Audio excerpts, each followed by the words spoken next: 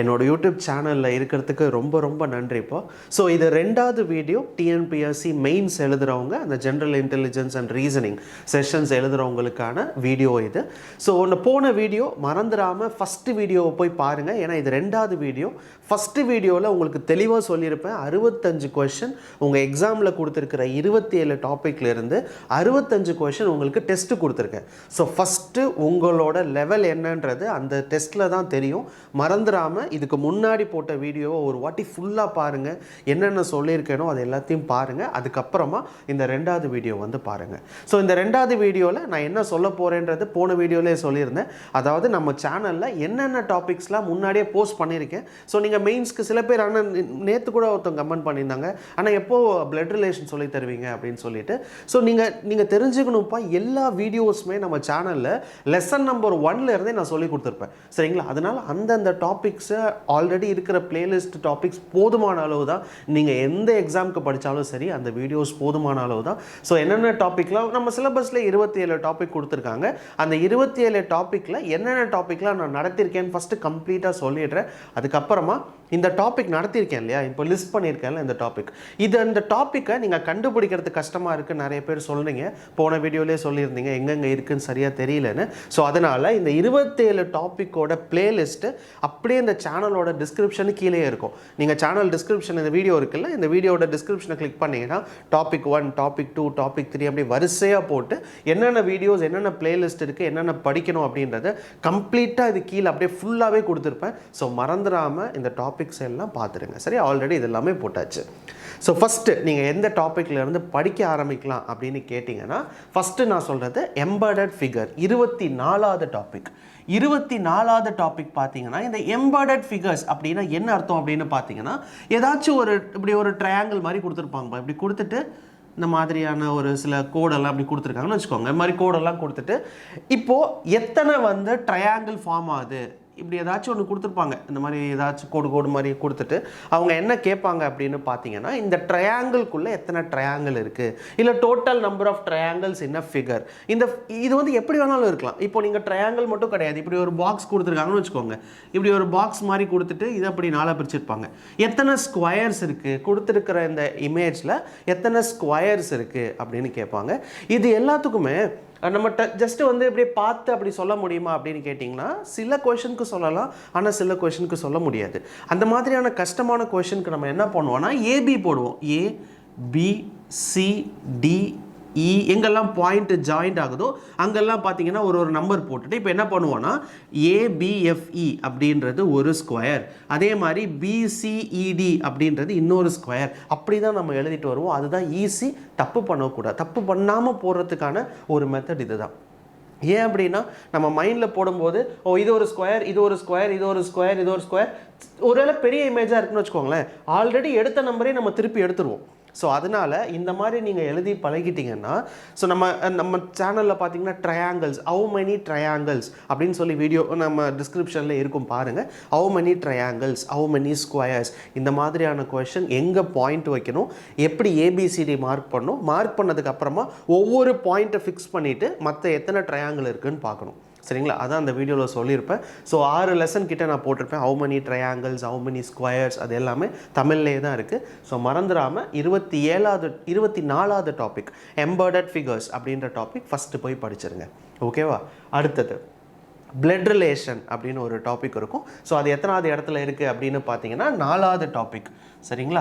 So relationship நம்ம சிலபஸில் பார்த்தீங்கன்னா ரிலேஷன்னு சொல்லியிருப்பாங்க. ஸோ ரிலேஷன் அப்படின்னாலும் பிளட் ரிலேஷன் அப்படின்னாலும் ரெண்டுமே ஒன்று தான். ஓகேவா? ஸோ பிளட் ரிலேஷன் எடுத்துக்கிட்டோன்னா இதில் ஃபஸ்ட்டு பேசிக்ஸ், அதாவது ஃபேமிலி ட்ரீன்னு சொல்லுவாங்க. இப்போது நம்ம ஈஸியாக கூப்பிடுற தாத்தா பாட்டி அது எல்லாமே நம்ம இங்கிலீஷில் சொல்கிற மாதிரி இருக்கும். Grand father, grand mother, uncle, maternal uncle, paternal uncle. So இந்த மாதிரியான கொஷின்ஸ் தான் பிளட் ரிலேஷனு. ஸோ அந்த பிளட் ரிலேஷன் எடுத்துக்கிட்டிங்கன்னா நம்ம வீடியோவில் பார்த்தீங்கன்னா 5 வீடியோ கிட்ட இருக்கும். ஒன்று வந்து பாயிண்டிங் டு அ ஃபோட்டோகிராஃப், ஒரு சிங்கிள் லைனில் கொடுத்துருப்பாங்க. அதிலேருந்து நம்ம ஒரு டயக்ராமை போட்டு யாருக்கு யார் ரிலேஷன்னு சொல்லணும். இல்லை அப்படின்னா ஒரு பஞ்சாக ஒரு கொஷின் மாதிரி கொடுத்துருப்பாங்க. அதை படித்து பார்த்து ஏக்கு அப்பா வந்து எஃப்க்கு தம்பி வந்து இ, அந்த மாதிரி ஒவ்வொரு சென்டென்ஸாக கொடுத்துருப்பாங்க. அதுக்கு நம்ம டயக்ராம் வரைஞ்சி சால்வ் பண்ணணும். அதுதான் பிளட் ரிலேஷன். மோஸ்ட்டாக இந்த 4th டாபிக் பிளட் ரிலேஷன்ன்றது ரொம்ப ஈஸி. ஓகேவா? ஸோ அதுக்கப்புறமா அதுக்கப்புறம் நீங்கள் வர வேண்டியது என்னென்னா 6வது டாபிக் டைஸ். சரிங்களா? ஸோ நீங்கள் டைஸ் எடுத்துக்கிட்டீங்க அப்படின்னாப்பா இந்த டைஸை பொறுத்த வரைக்கும் 5 வீடியோ போட்டிருப்போம், தமிழ்லேயே இருக்குது. சரிங்களா? தமிழ் சேனல்லே இருக்கும், 5 வீடியோ இருக்கும். இந்த 5 வீடியோவில் ஒவ்வொரு மாடலுமே, அதாச்சும் இப்போது நீங்கள் 3rd லெசன் எடுத்துக்கிட்டிங்கன்னா அது ஒரு மாடல், 4th லெசன் எடுத்துக்கிட்டிங்கன்னா அது ஒரு மாடல், 5th லெசன் எடுத்திங்கன்னா அந்த டைஸையே பிரித்து வச்சுருப்பாங்க. இப்போ ஒரு டைஸ் உங்களுக்கு எல்லாத்துக்குமே தெரியும் எப்படி இருக்கும்னு சொல்லிட்டு, இது டைஸ்னால் தாயக்கட்டை, ஓகேவா? ஸோ இது எல்லாத்துக்குமே தெரியும். பட் நம்ம எக்ஸாமில் ஒரு டைஸை இப்படியும் கேட்கலாம், இல்லைன்னா அதே டைஸை இப்படியும் கேட்கலாம். இப்போ ஒரு பார்ட்டாக பிரிச்சுட்டு இப்படி கூட கேட்பாங்க. ஸோ எப்படி வேணாலும் இப்போ இந்த ஒரு லேயர் இருக்கு இல்லையா, அந்த லேயர் தனித்தனியாக அப்படி கொடுத்துருப்பாங்க. எப்படி வேணாலும் நம்ம எக்ஸாம்ஸில் இந்த லேயர்ஸ் வச்சு கேட்கலாம் டைஸை பொறுத்த வரைக்கும். ஸோ டைஸ் வந்து சில எக்ஸாமில் பார்த்தீங்கன்னா 5 டயக்ராம் இருக்கும், வரிசை 5 டயக்ராம் இருக்கும். அந்த 5 டயக்ராமை பார்த்து நிறைய பேர் பயந்துருவாங்க, கஷ்டமான கொஷின் போல் இருக்குது அப்படின்னு. ரொம்ப ஈஸிப்பா டைஸு. ஒரு டயக்ராம் கொடுத்தாலும் சரி, 10 டயக்ராம் கொடுத்தாலும் சரி, அந்த மெத்தடுன்றது ஒன்று தான், மாற போகிறதே கிடையாது. அதனால் நீங்கள் டயக்ராமை பார்த்தோ பெரிய டயக்ராமை பார்த்தோ பயந்துராதீங்க. ஸோ டைஸு பொறுமையாக இந்த வீடியோஸ் எல்லாம் பாருங்கள், ஓகேவா? அடுத்து நீங்கள் படிக்க வேண்டியது டைஸ் தான். ஸோ இதுக்கப்புறம் டைஸ் முடிச்சிட்டிங்க அப்படின்னு சொன்னால் 7வது டாபிக் டைரக்ஷன். ஸோ டைரக்ஷனை பொறுத்த வரைக்கும் முக்கியமாக ஒன்று வந்து பேசிக் கொஷனு, அதாச்சும் அவங்க பாட்டுக்கு நடந்து போவான், ரைட்டு லெஃப்ட்டு அதெல்லாம் எடுப்பான், கடைசியில் ஒரு இடத்துல போய் நின்றுவாங்க. அப்புறம் நம்மளை என்ன கொஷன் கேட்பாங்கன்னா ஃபைனலாக எந்த பாயிண்டில் இருக்கான், இல்லை ஸ்டார்டிங் பாயிண்ட்லேருந்து எங்கே இருக்கான், இந்த மாதிரியான கொஷின்ஸ் கேட்பாங்க. 2வது பித்தகோரஸ் தியரம். இதே டைஸ்லேயே பார்த்தீங்கன்னா பித்தகோரஸ் தியரம்னு ஒன்று இருக்கும், அதாவது c² = a² + b². ஏதாச்சும் ஒரு டைரக்ஷனில் போயிட்டு நடுவில் போய் நின்றுவோம். ஸோ நின்னதுக்கு அப்புறமா நம்ம வந்து அந்த டிஸ்டன்ஸை கண்டுபிடிக்கணும். அதுக்கு நம்ம யூஸ் பண்ணுற ஃபார்முலா பித்தகோரஸ் தியரம். ஸோ இந்த டைரக்ஷனில் இது 2 மாடல் தான் முக்கியம். அதிகமாக நம்ம எக்ஸாமில் கேட்ட கொஷின் பார்த்தீங்கன்னா பித்தகோரஸ் தியரமில் இருந்து தான் இருக்குது, ஓகேவா? ஸோ இதுக்கான லெசன்ஸும் நம்ம சேனல்லே இருக்குது, டைரக்ஷன். அதுக்கப்புறம் நீங்கள் பண்ண வேண்டியது பார்த்தீங்கன்னா இந்த லாஜிக்கல் வென் டயக்ராம். 8வது டாப்பிக்கில் இருக்குது பாருங்கள், logical Venn diagram. So logical Venn diagram அப்படின்னா என்ன அப்படின்னு பார்த்தீங்கன்னா சில்லாஜிசமும் சொல்லுவாங்க. சில்லாஜிசமும் லாஜிக்கல் வென் டயக்ராம் தான். இல்லை அப்படின்னா நார்மலாக இந்த மாதிரி இருக்கும்ப்பா, இந்த மாதிரி இப்படி கொடுத்துருப்பாங்க. சரியா? எக்ஸாம்பிளுக்கு தான் வரைகிறேன். இந்த மாதிரி நம்பர் 1 2 3 4 5 6 இந்த மாதிரி நம்பர்ஸ் கொடுத்துருப்பாங்க. இந்த சர்க்கிள் எல்லாமே பார்த்தீங்கன்னா மேக்ஸ் படிக்கிறவங்க, அதே மாதிரி இந்த ட்ரையாங்கிள் இருக்கு இல்லையா, இது எல்லாமே சயின்ஸ் படிக்கிறவங்க, இந்த பாக்ஸில் இருக்கு இல்லையா அது ஃபிசிக்ஸ் படிக்கிறவங்கன்னு வச்சுக்கோங்களேன். இப்போ அவங்க கொஷின் என்ன கேட்பாங்கன்னா 3மே படிச்சிருக்கணும்.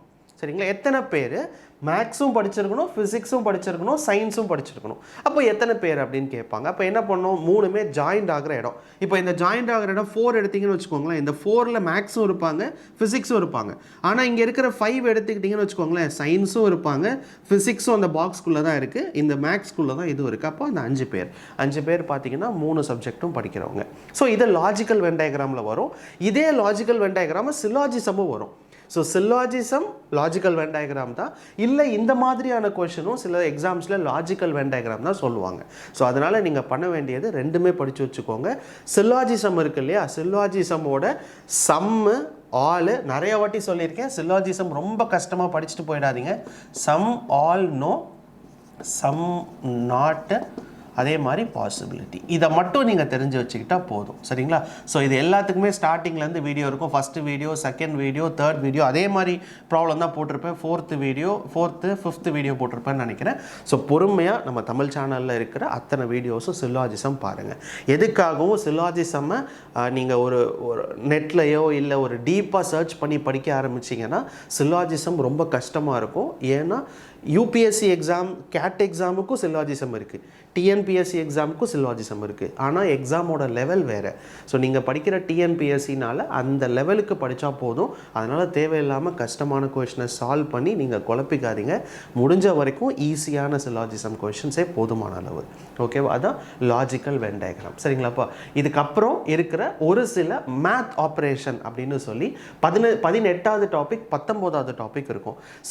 சிம்பாலிக் ஆப்ரேஷன், நியூமரிக்கல் ஆப்ரேஷன், அதுக்கு பேர் math operation, mathematics mathematical operation அர்த்தம். நம்ம ஆர்ஆர்பி ஜேஇலே பார்த்தீங்கன்னா சொல்லி கொடுத்துருப்பேன். டிஎன்பிஎஸ்சிலையும் நீங்கள் முன்னாடி இருக்கிற வீடியோஸை போய் எடுத்து பார்த்தீங்கன்னா மேத்தமெட்டிக்கல் ஆப்ரேஷன் ஒரு வீடியோ போட்டிருப்பேன். ஸோ அது என்ன அப்படின்னு பார்த்தீங்கன்னா இந்த மாதிரி ஒரு நம்பர்ஸ் கொடுத்துருப்பாங்க. 9 டிவிஷன் 3 + 4 = கொஷின் மார்க்குன்னு இருக்கும்.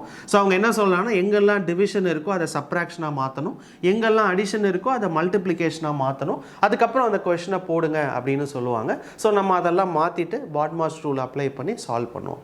அது மேத்தமெட்டிக்கல் ஆப்ரேஷனில் வரும். சரிங்களா? இதை விட்டுட்டிங்கன்னா மற்றது இருக்கிறது எல்லாமே இந்த பசில்னு ஒன்று இருக்கு இல்லையா, 5வது டாபிக் பசில். ஸோ பசிலை பொறுத்த வரைக்கும் அவங்க வெறும் பசில்னு தான் கொடுத்துருக்காங்க. அது சீட்டிங் அரேஞ்ச்மெண்ட்டாக இல்லை என்ன பசில்னு அவங்க சொல்லவே இல்லை. ஸோ பசிலில் நிறைய வெரைட்டி இருக்குப்பா. எப்படின்னு வச்சுக்கோங்களேன், இப்போது வந்து A is greater than B, இல்லை A is taller than C. டாலர்னா ஹைட் அதிகம். அப்போ நம்ம என்ன பண்ணுவோம்னா ஏ தான் வந்து டாலரா, அப்போ சி வந்து ஷார்ட்டரா இப்படி போடுவாங்க. ஸோ சி வந்து ஹைட்டு கம்மியாக இருக்கான், ஏ தான் ஹைட் அதிகமாக இருக்கான், அதனால் ஏ கிரேட்டர் தென் சி. இந்த மாதிரியான மென்ஷன் பண்ணுவாங்க. பசிலை பொறுத்த வரைக்கும் சீட்டிங் அரேஞ்ச்மெண்ட்டையும் பசில்னு சொல்லலாம். ஸோ எதை வேணாலுமே பசில்னு சொல்லலாம். பட் அவங்க எதை குறிக்கிறாங்கன்றது நம்மளுக்கு தெரியல. அதனால் எல்லா பசிலும் நீங்கள் படிச்சுட்டு போகிறது நல்லது. ஓகேவா? ஸோ பழைய வருஷத்தோட கொஷின் பேப்பர்ஸ் எடுத்து பார்த்தாலும் பசில் அவங்க என்ன மீன் பண்ணி அந்த வேர்டு பசில் மென்ஷன் பண்ணியிருக்காங்கன்றது நம்மளுக்கு தெரியல. உண்மையாக சொல்லணும்னா அது தெரியல. அதனால் எனக்கு நடுவில் தெரிஞ்சால் கூட நான் அதை உங்களுக்கு சொல்கிறேன். ஓகேவா?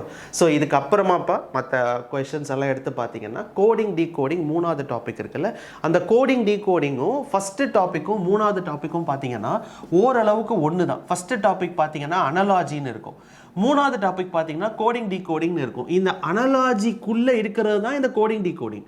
ஸோ இந்த அனலாஜின்றது எப்படி வேணாலும் உங்கள் எக்ஸாம்ஸில் கேட்கலாம்ப்பா. சரியா? நான் போன வீடியோவிலே சொல்லியிருந்தேன், அனலாஜி வந்து நம்ம யோசிச்சு போடுற மாதிரி இருக்கும், அதே யோசிச்சு போடுற மாதிரி தான் கோடிங் டீகோடிங் இருக்கும்.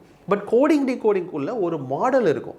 அந்த மாடல் என்ன அப்படின்னு பார்த்தீங்கன்னா, ஏதாச்சும் ஒரு சென்டென்ஸை கொடுத்துட்டு இந்த சென்டென்ஸை இப்படி மார்க் பண்ணுவாங்க, ஏபிசி அப்படின்னு சொல்லுவாங்க அப்படின்னு சொல்லி ஒரு ஃபார்மெட் இருக்கும். அதோட வீடியோ டாபிக் 1ஓட வீடியோ டிஸ்கிரிப்ஷனில் கொடுத்துருக்கேன், தமிழ்லையும் நடத்தியிருக்கேன் ஒரே ஒரு வீடியோ. ஸோ அது மறந்துடாமல் பார்த்துருங்க. அப்புறம் இந்த ஆல்ஃபா நியூமரிக்கல் சீரீஸ்ன்னு சொல்லுவாங்க, அது பார்த்தீங்கன்னா 9வது டாப்பிக்கில் இருக்குது பாருங்கள். அதுவும் ரொம்ப முக்கியம். Element series, alpha numerical series, ஒரு பெரிய சீரீஸ் மாதிரி ஒன்று கொடுத்துருப்பாங்க. சரியா? இந்த சீரீஸ் வந்து ஒன்று லெட்டரில் இருக்கலாம், இல்லை நம்பரில் இருக்கலாம், இல்லை சிம்பிளில் இருக்கலாம், எப்படி வேணாலும் இருக்கலாம் ஒரு சீரீஸ். அந்த சீரீஸ் வெறும் நம்பர் மட்டுமே கொடுத்துருப்பாங்க, இல்லை லெட்டர் மட்டுமே கொடுத்துருப்பாங்க, இல்லை கலந்து கொடுத்துருப்பாங்க, எப்படி வேணாலும் கொடுத்துருப்பாங்க. பட் இதில் இருந்து கேட்கக்கூடிய கொஷின் 2 மாடல்லேருந்து தான் வரும். ஒன்று எலமெண்ட் சீரீஸ்ன்னு சொல்லுவாங்க, இல்லைன்னா ஆல்ஃபா நியூமரிக்கல் சீரீஸ்ன்னு சொல்லுவாங்க. நம்மளோட சிலபஸில் பார்த்தீங்கன்னா 9வது டாபிக் பார்த்தீங்கன்னா ஆல்ஃபா நியூமரிக்கல் சீரீஸ் தான் இருக்கும். ஸோ ஆல்ஃபா நியூமரிக்கல் சீரீஸ்னால் எல்லாமே கலந்தது. எலமெண்ட் சீரீஸ்ன்னு சொல்லுவாங்க, அதையும் வேணாலும் படித்து வச்சுட்டு போங்க. சரி, எலமெண்ட் சீரீஸும் ஆல்ஃபா நியூமரிக்கல் சீரீஸும் ஓரளவுக்கு சேம் தான். அதனால் ரெண்டுமே படித்து வச்சுக்கிறது நல்லது. நீங்கள் டிஸ்கிரிப்ஷன் லிங்க்கில் பார்த்தீங்கன்னா ரெண்டுமே கொடுத்துருப்பேன், element series, alpha numerical series. So அதை ரெண்டும் மறந்துடாமல் பார்த்துக்கோங்க. அதுக்கப்புறம் வரக்கூடிய ஒரு சில topics calendar, permutation and combination.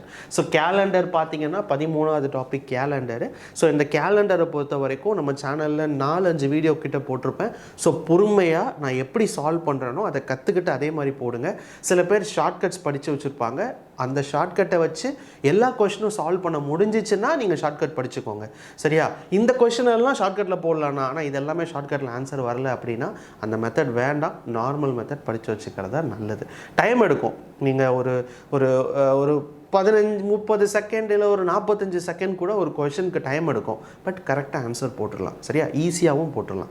அதனால் அந்த லீப் இயரா நான் லீப் இயரான்னு கண்டுபிடிக்கணும். அதுக்கப்புறம் எத்தனை நாள் வருதுன்னு கண்டுபிடிக்கணும், எதுலேருந்து ஸ்டார்ட் ஆகுதுன்னு கண்டுபிடிக்கணும். அதை கண்டுபிடிச்சாலே ஈஸி கேலண்டர். ஓகேவா? கஷ்டமாகவே இருக்காது. ஸோ அதுக்கப்புறமா பெர்முடேஷன் அண்ட் காம்பினேஷன். ஸோ காம்பினேஷனுக்கு நம்ம சேனலில் வீடியோ கிடையாது. பட் காம்பினேஷன்ன்றது ப்ராபபிலிட்டி தான். ப்ராபபிலிட்டியோட நியூமரேட்டர் வேல்யூ, கொஷனை பார்த்து நீங்கள் எதை கண்டுபிடிச்சிங்களோ அதுதான் காம்பினேஷன். ஸோ அதனால் தனியாக நீங்கள் படிக்க வேணாம், ப்ராபபிலிட்டி படித்தாலே போதும். ஸோ பெர்முடேஷன் அப்படின்றது அந்த நம்பர்ஸ் லெட்டர்ஸ்குள்ளே வர்றது.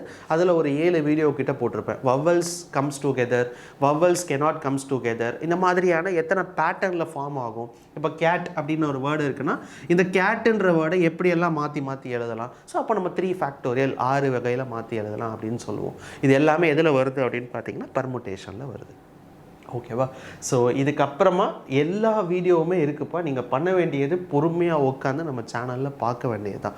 ஸோ ஆல்ஃபா கடைசியில் பார்த்தீங்கன்னா இந்த இது இருக்கும் பாருங்கள், 10வது டாப்பிக்குன்னு நினைக்கிறேன், அரித்மெட்டிக் ரீசனிங் அப்படின்னு சொல்லி ஒன்று இருக்கும். போன வீடியோலேயே நான் சொல்லியிருந்தேன், நீங்கள் என்ன தான் ரீசனிங் அப்படின்னு உங்கள் சிலபஸில் கொடுத்துருந்தாலுமே 80% தான் ரீசனிங், 20% அரித்மெட்டிக் ரீசனிங்னு இருக்கும்.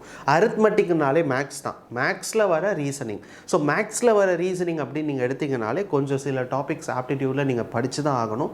உதாரணத்துக்கு சொல்லணுன்னா ஆவரேஜ் கொஞ்சம் படித்து வச்சுக்கோங்க, problems on age, profit and loss, இது எல்லாமே ஒரு வாட்டி பேசிக்காக எல்லா கொஷின்ஸுமே ஒரு வாட்டி படித்து வச்சுக்கோங்க. ஏன்னா அது எல்லாமே அரித்மெட்டிக் ரீசனிங்கில் வருது. ஓகேவாப்பா?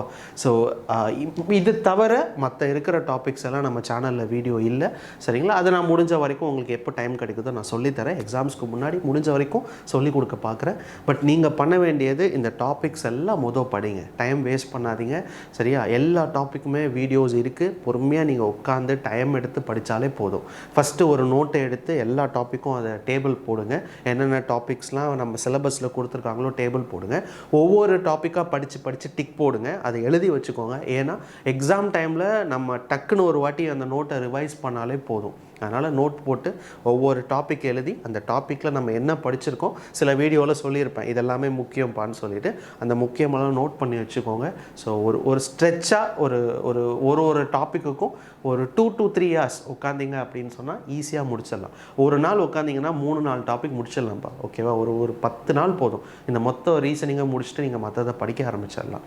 ஸோ அதனால் விட்டுற வேண்டாம், கரெக்டாக ஃபாலோ பண்ணி படிங்க. அடுத்தடுத்த வீடியோவில் என்னென்ன டாபிக்ஸ்லாம் விட்டுருக்கேனோ அதெல்லாம் நான் நடத்துறதுக்கு பார்க்குறேன். ஓகேவா? ஸோ மறந்துடாமல் அந்த 65 கொஷின் டெஸ்ட்டை மட்டும் விட்டுறாதீங்க, டெஸ்ட்டை எழுதிடுங்க. ஓகேவா? ஸோ ரொம்ப நன்றிப்பா வீடியோவை பார்த்ததுக்கு.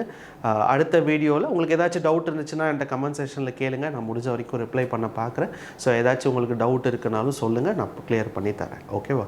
ஸோ ரொம்ப நன்றிப்பா வீடியோவை பார்த்ததுக்கு. பாய்.